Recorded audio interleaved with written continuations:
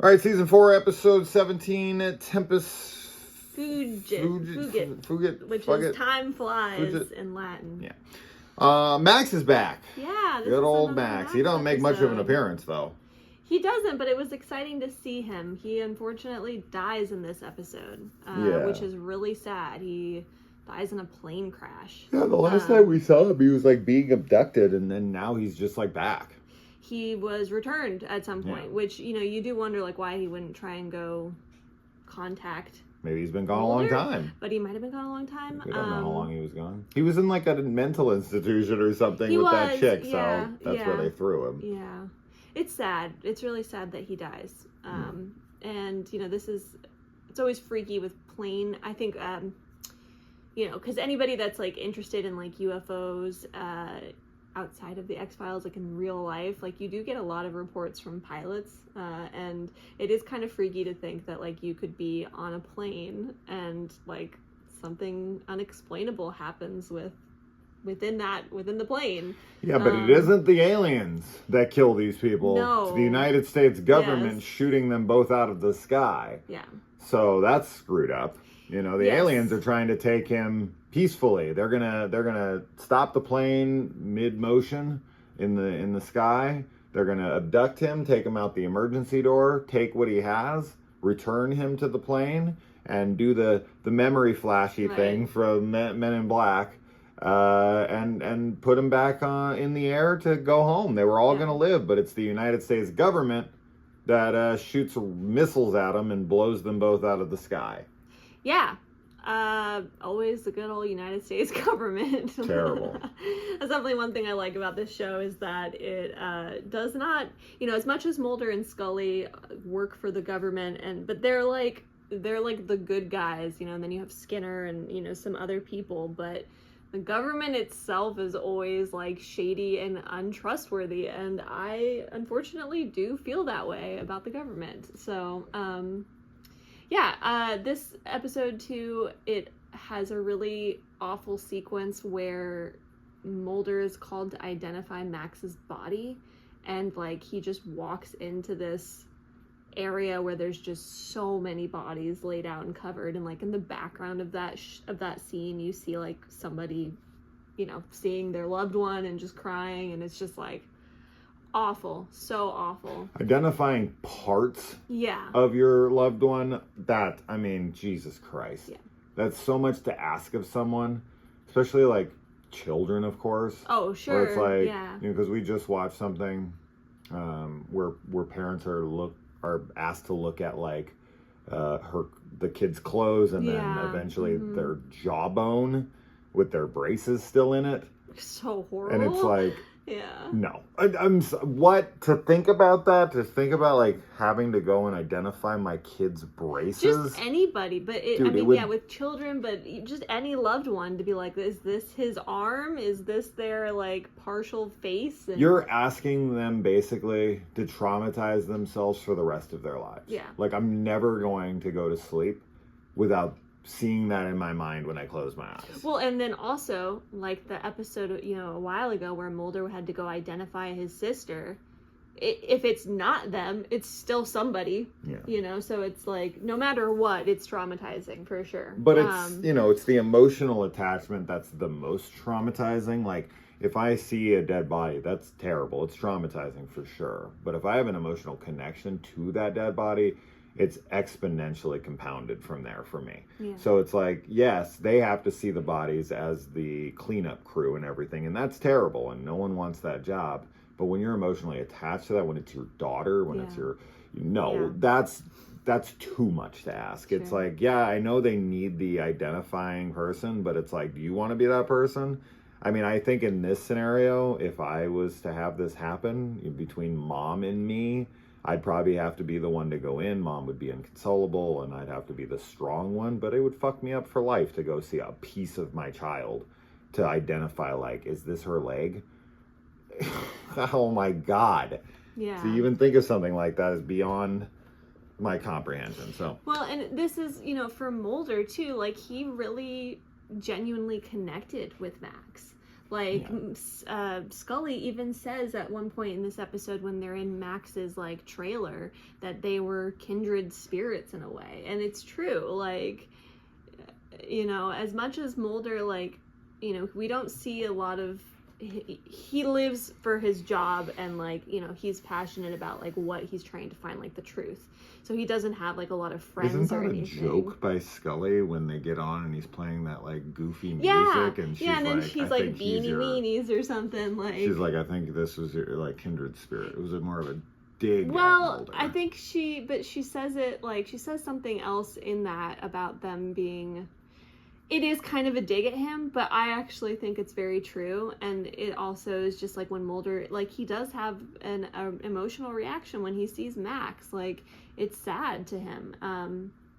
And anyway, I think that, yeah, like, these episodes when we get him where he makes a connection with somebody in the episode, whether it's that girl that, you know, had been kidnapped and he, you know, and was, right, like, there's these moments where he just kind of has this connection, and I like seeing those because he doesn't have a life outside of his job. So it's like we don't really get to see his relationships in general. The lyrics to that song that they find it. in his trailer. Unmarked helicopters hovering. So funny. I love it. But also, Mulder... Oh, okay, so a couple of things about this. This is a 2-part episode, and typically we do these in one. I don't know if I'm going to have the time to do them both in one video here, because I got to get to work. But we do get, like, so Scully's birthday happens in this episode, and she's like, Mulder, you never remember my birthday. Yeah. Now, interesting note here. This episode was released on March 16th, which just so happens to be my birthday. Yeah. Now, Scully's birthday is February 23rd.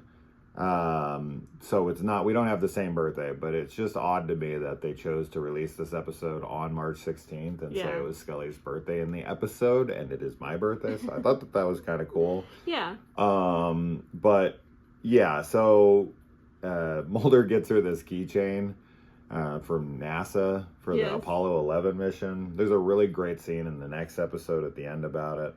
We'll talk about it there.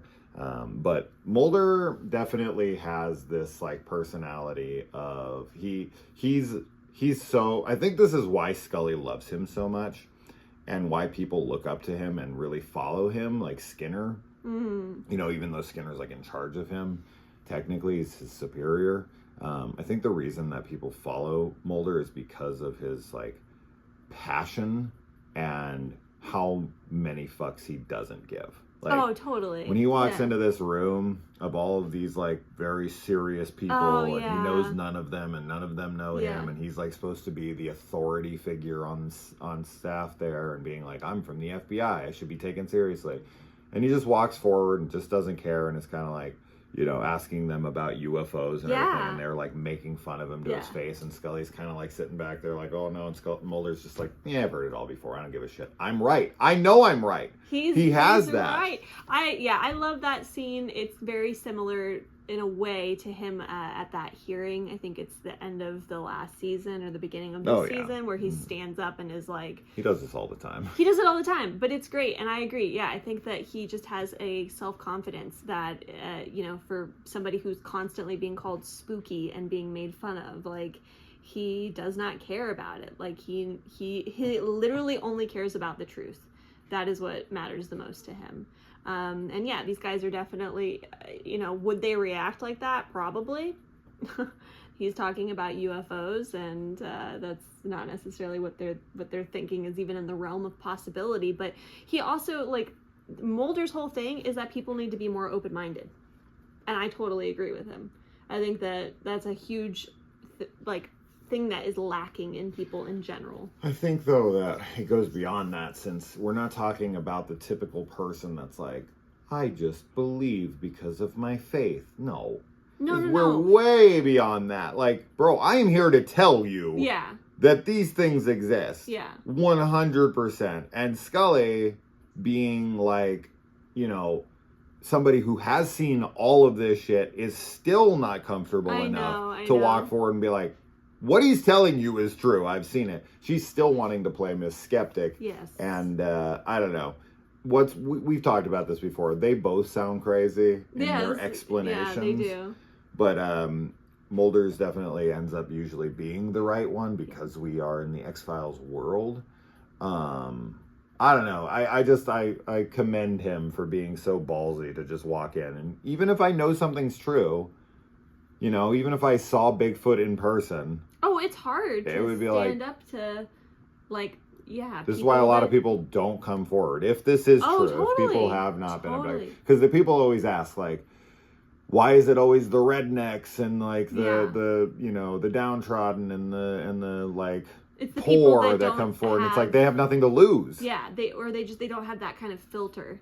Yeah, I think that's 100% true. I think that if you've ever been around people, like, you need to know that you're in, like, a safe environment to talk about not even, like, aliens, but, like, just paranormal or spiritual experiences in general. You know, like, most people are not gonna, even if they've had, like, an encounter of some kind, like they've seen a ghost or they had something spooky happen to them, they might not be willing to share it with certain people because they know that they're going to be mocked and, like, you know, not taken seriously. And that's, if you've ever had an experience and you try and tell somebody and they don't take you seriously, it's a horrible feeling. Like, you just feel awful about it. So yeah, it's a great scene with Mulder.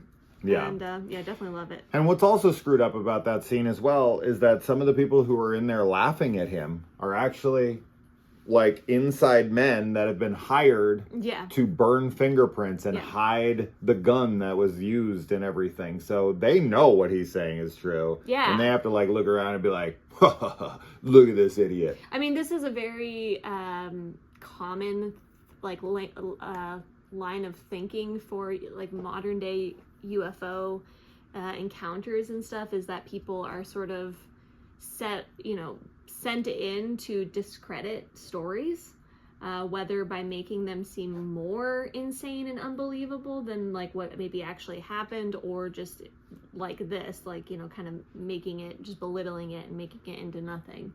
And yeah, I don't know. I mean, it definitely makes you think about things. So yeah. And also, is it at the end of this episode at the bar? Yeah. So this is a crazy part. Yeah, we'll talk more about that in the next one. I do want to we'll probably do it in this video. We're just gonna have to cut it and then we'll talk about it so we can do it all in one video. I'm gonna have to leave here in a minute. But they drive cars on a runway as a plane is coming down and lands, like, you know, over them as they're driving at it. It just misses them as it lands. From everything I've seen in films, please, for anyone who actually knows the science behind this and is on it, is, like, sure about it, I'm pretty sure that car would have been lifted up by the updraft? Yeah. Downdraft? Updraft? I think it's the updraft. Whatever it is. They did this in one of the Fast and the Furious movies. Yeah, but, like, there's the movie Pushing Tin, where they sit on the tracks and it throws them. We've seen this in a few films where I don't know what movie that is, where they go to land. I think it's Casino Royale. It's Casino Royale. They come down and they're about to land and there's cars, so then they take up and then they push the engines and it throws the trucks. any like action sequence in a movie that involves planes and, like, cars driving off of them or onto them or under them is always insane. Of course. And ridiculous. It's just absurd in general. But I just think, I'm pretty sure their car would have been at least rumbling a lot. Yeah, I'll tell you that. They seem like they're driving totally normal. They're typical. Their little Ford Taurus. Yeah, they're Ford Taurus. That thing would have been thrown. I'm pretty goddamn sure that thing would have been picked up and thrown from the wind. I think you're right. But whatever. And yeah, so we got Pendrell, our lab assistant, who's crushing on Scully. He goes to, like, forcibly buy her a drink. He's drunk, really drunk. And he's like, I'm doing it. I'm making the move.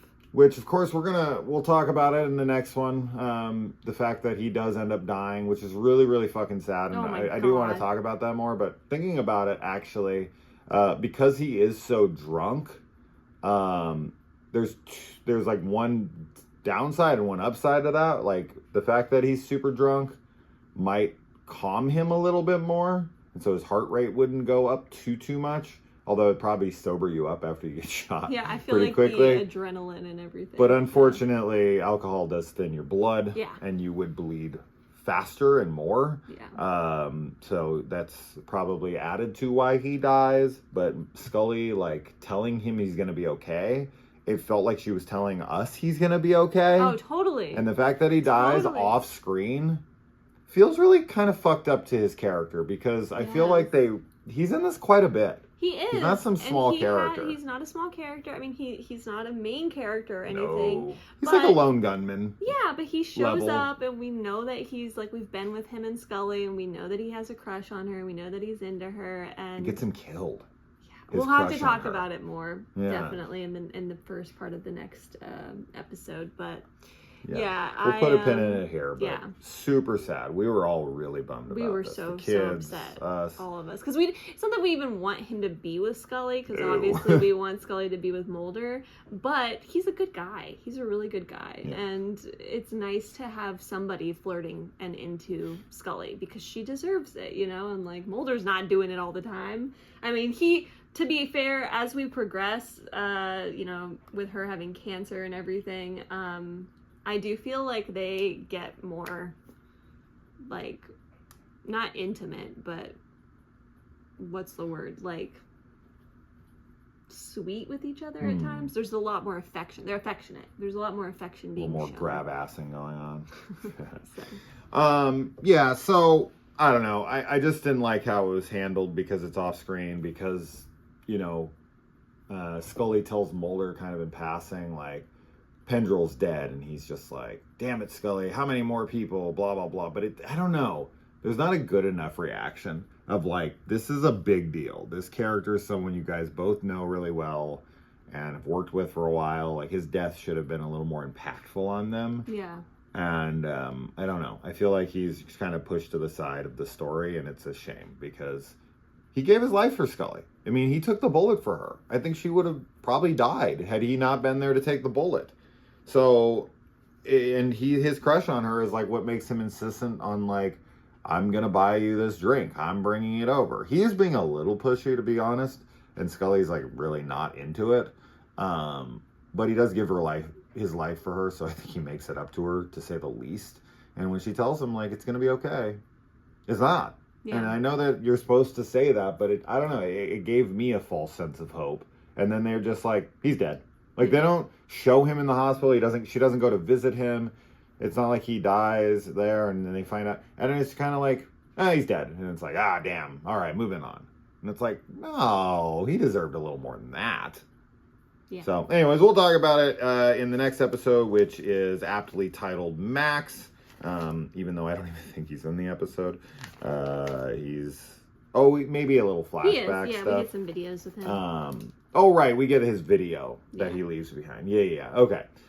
So Max is what I would assume is his last episode in the show. So we'll talk about it. So we're gonna cut this right here, but stick around. We're gonna keep going. It's just we'll look different. I'm gonna look tired from work, and Kaylee will look well rested and red and whatever she's gonna do while I'm gone.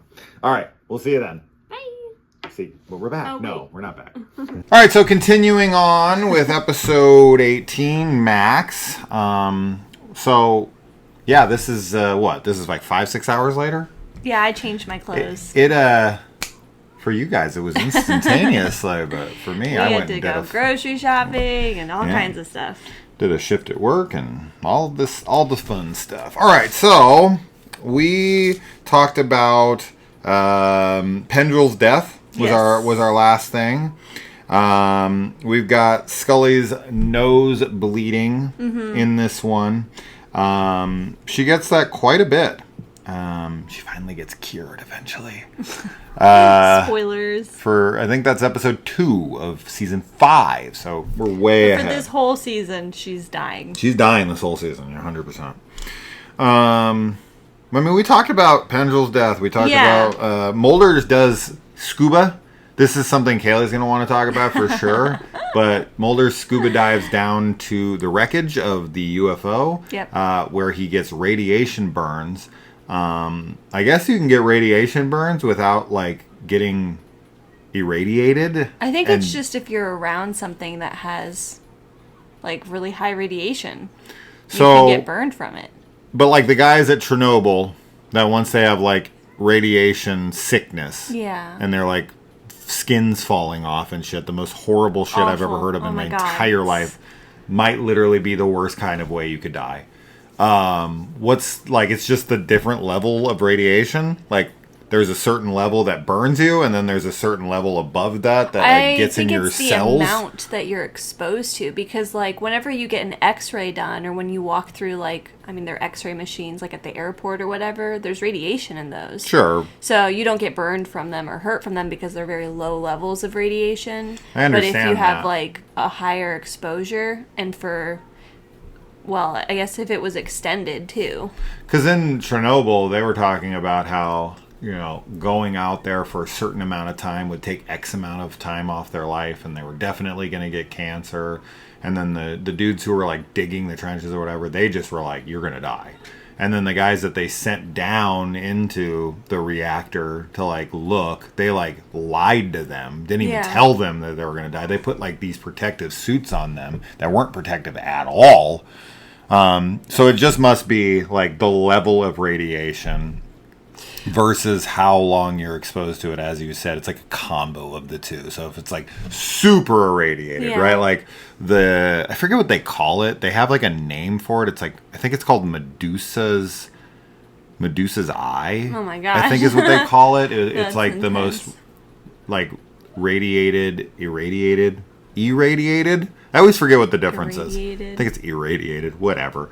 The spot in Chernobyl where like they had the meltdown. Yeah. They had like a rover go in and like capture a picture of it, but it's supposed to be like the most radiated place like on Earth. If you went anywhere near that thing, you would die like in minutes. Oh my god. We were watching some movie, I think. I don't know. I don't think it was a documentary. I think it was a movie though. Where they were talking about how like they just, I don't think it was X-Files, I'm trying to remember where it was, but like where they bury all of the like nuclear waste. Oh my god. That's like still active. Oh, it was I remember. It was in the dimension, the found footage, Hostile Dimension. They had like a little bit about it, but anyway, yeah, that it's like you know, it's still active for like 10 million years or something insane, and it's like they put up signs and stuff, you know, to like warn people now, but obviously those signs aren't going to last forever. So they try and like plan like the environment but you know, 10 million years is... I don't think it's 10 million. I think the half-life of that stuff is like... Or maybe it's 10,000. I think it's 10,000. Maybe it's 10,000. 10,000 is still an insane amount of years.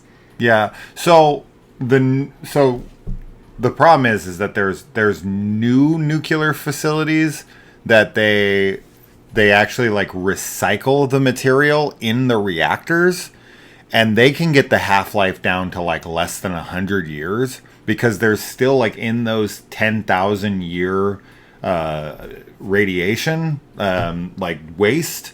There's still, that's why it's so radioactive, is because there's so much energy left in it. And now they have these new nuclear reactors. The ones that they were using in Chernobyl are just like outdated. Those things were from like technology from like the 40s or 50s. And the stuff we have now, they have a really good system of like, they can continue to keep like reusing it and reusing it and reusing it till it's down to like, it's only going to be toxic for like not even that long, like a 50 to 100 years. I guess if we have to use... We're going to probably have to use nuclear. From everything that I've been researching with like clean energy and getting to it, nuclear seems to be one of the like best options we have. It sucks because obviously if something goes wrong, it's so monumental. Like they could have made the entire continent uninhabitable with Chernobyl if they didn't go in and those people didn't give their lives to fix it. So obviously the risk is tremendous. Yeah. But the new nuclear reactors, and they always say this, but they're supposed to be insanely more efficient and safe. But I'm sure they said the same shit about the technology is no doubt Much better nowadays. Anyways, let's move on from that. Moving on. Yeah, but so he does get some like radiation burns on his forehead from getting close, and he sees the alien body down there.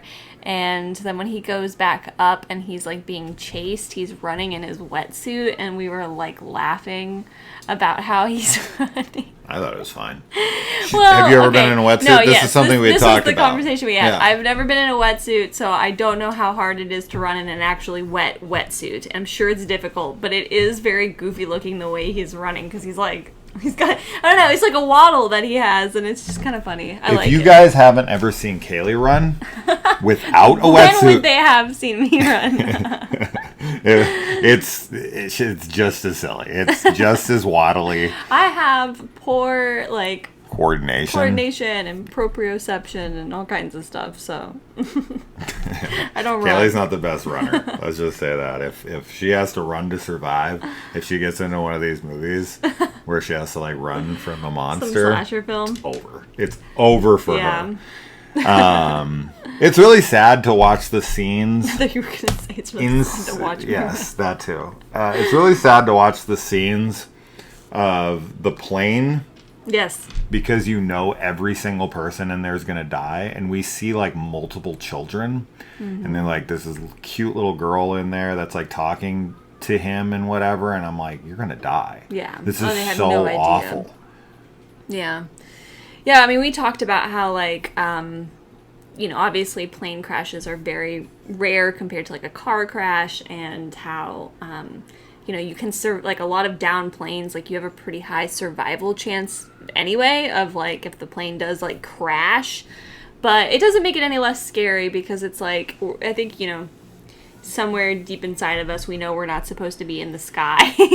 Like humans aren't meant to fly, so it's like, even though we have technology and tools that let us do that, it still feels like kind of forbidden in a way. So whenever plane crashes happen, they're just very like, that's like that feels like an act of God kind of a thing, like a weather disaster or something, even if it's a manufactured, like a terrorist attack, or whatever it might be.